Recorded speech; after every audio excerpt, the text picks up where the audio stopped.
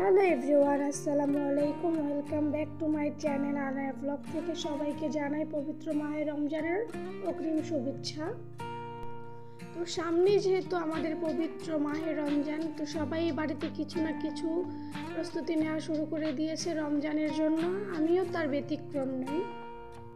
সবার মতো করে আমিও পবিত্র মাহে রমজানের জন্য সংসারের কাজগুলো একটু একটু করে গুছিয়ে নিচ্ছি।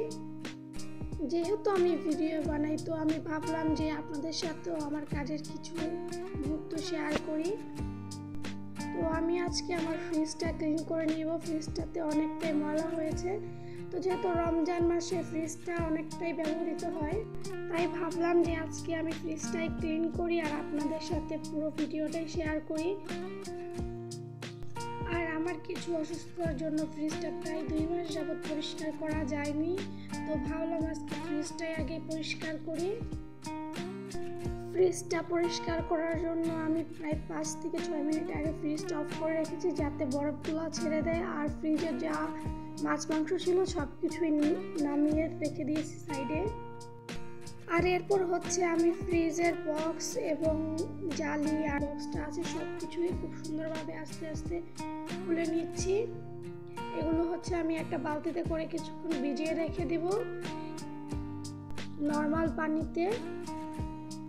এখানে আমি 1 বালতি পানি দিয়ে সব কিছু ভিজিয়ে রেখেছি। আর এইদিকে হচ্ছে আমি আরেকটা বালতিতে পরিমাপ মতো একটু ডিটারজেন্ট পাউডার নিয়ে হচ্ছে ফ্রিজের ভিতরটা পরিষ্কার করার জন্য চলে যাচ্ছি ফ্রিজের কাছে। তো ফ্রিজের কাছে এসে হচ্ছে আমি ফ্রিজে যে বরফগুলো ছিল সেগুলো হচ্ছে ফ্রিজে যে চামচটা আছে এটা দিয়ে কুচিয়ে কুচিয়ে উঠিয়ে নিচ্ছি। যে বরফগুলো এখনো ছাড়েনি ফ্রিজ বন্ধ করার পরেও, তো আমি বরফগুলো হাত দিয়ে একটা বলের মধ্যে উঠিয়ে নিচ্ছি এবং যে পানিগুলো ছিল সেগুলো আস্তে আস্তে করে পরিষ্কার। তো ফ্রিজটা আমি সাবান দিয়ে সুন্দর করে ধুবো, তো সেই কারণে হচ্ছে আমি আগে ময়লা পানিটা সরিয়ে নেব, বরফগুলো ছাড়িয়ে নিব। তো এখানে দেখতে পাচ্ছেন হচ্ছে ফ্রিজের বরফগুলো নরম হয়ে আসছে, বিধায় আমি হাত দিয়ে নিয়ে বলে রেখে দিচ্ছি।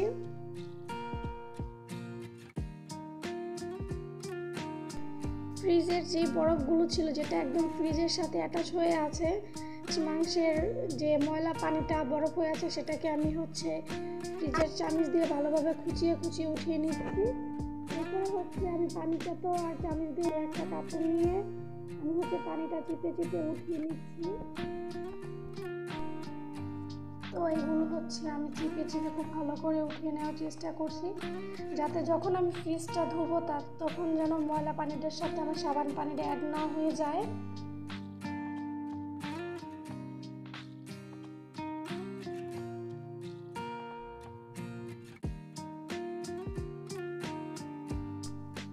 ফ্রিজটা মোছার পরেও কিছু বরফ অবশিষ্ট আছিল, সেগুলো আমি হচ্ছে হাত দিয়ে উঠি। আর এইদিকে যে আমি সাজিয়ে রেখেছিলাম সেটা দিয়ে হচ্ছে একটা মাজুনি দিয়ে আমি হচ্ছে ফ্রিজের মধ্যে আলতোভাবে ঘষে ঘষে পরিষ্কার করে নিচ্ছি, যাতে ফ্রিজের দাগগুলো উঠে যায়।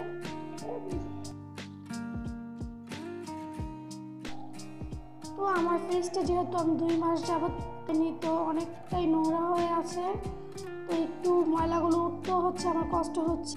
আর ফ্রিজের মধ্যে যে একটা দাগ পড়া দেখা যাচ্ছে ওটা হচ্ছে পানি পড়ে একদম বসে গেছে। দাগটা যতই ঘষি না কেন দাগটা কখনো উঠতে চায় না। এরপর হচ্ছে আমি আশেপাশে সব জায়গাগুলোই সুন্দর করে ঘষে নিচ্ছি, দাগ বা ময়লা যা আছে সব কিছুই উঠে যায়।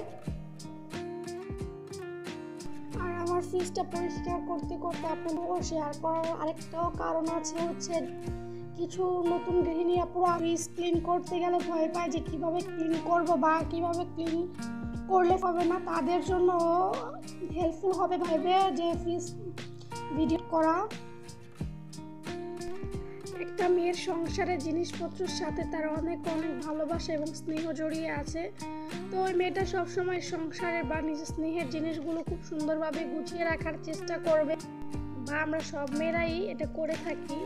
নিজের সংসার নিজের পছন্দের জিনিসগুলো হচ্ছে খুবই যত্ন করে রেখে দিই আমরা মেয়েরা। ওই জিনিসটা কখনো যেত আমরা খুবই কষ্ট পাই। তো আমাদের ভালোবাসার জিনিসের মধ্যে ফ্রিজও একটা অন্যতম। তো তো আমরা চাই এই জিনিস সুন্দর এবং পরিষ্কার পরিপাটিভাবে খুব ভালোভাবে থাকুক, কারণ এটা আমাদের নিত্যদিনের লাইফে ফুল আমাদের অনেক হেল্প করে এই ফ্রিজ। তো আমি আমার ফ্রিজের দরজাগুলো সুন্দরভাবে পরিষ্কার করে নিচ্ছিলাম। সবাই এখানে অনেক ধুলাবালি জমে থাকে, তো ভাবলাম যে এটা করে নিই।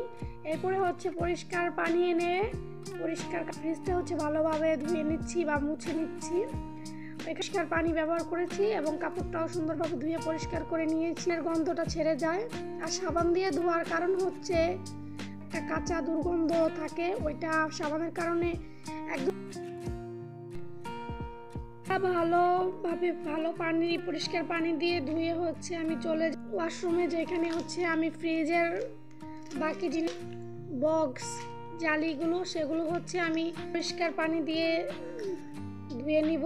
আগে আমি সাবান দিয়ে সুন্দরভাবে ঘষে ঘষে ময়লাগুলো পরিষ্কার করে নিই। এই পাটগুলো পরিষ্কার করার জন্য সাবান ব্যবহার করেছিলাম, যাতে কোনো তাহলে জানি খুব সুন্দর। সাথে সাথেই তো আমি এখানে সবগুলোই সুন্দরভাবে মেজে, এরপর পরিষ্কার পানি দিয়ে এগুলো আমি শুকিয়ে নিয়ে লাগিয়ে দিয়েছি। তো যদি ভালো লাগে সবার কাছে এবং আমার চ্যানেলটা সাবস্ক্রাইব করতে অবশ্যই ভুলবেন না, করে শেয়ার করে দিবেন।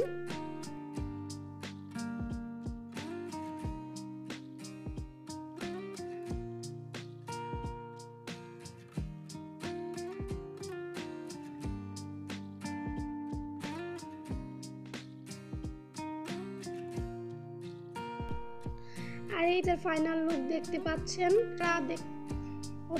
ছিল যখন তখনও দেখতে পেয়েছেন, আর এই যে হয়েছে সেটা আপনার। তো যাই হোক, ভিডিওটি ভালো লাগলে আবারও বলছি আমার ভিডিও লাইক কমেন্ট এবং করবেন এবং আমার ভিডিও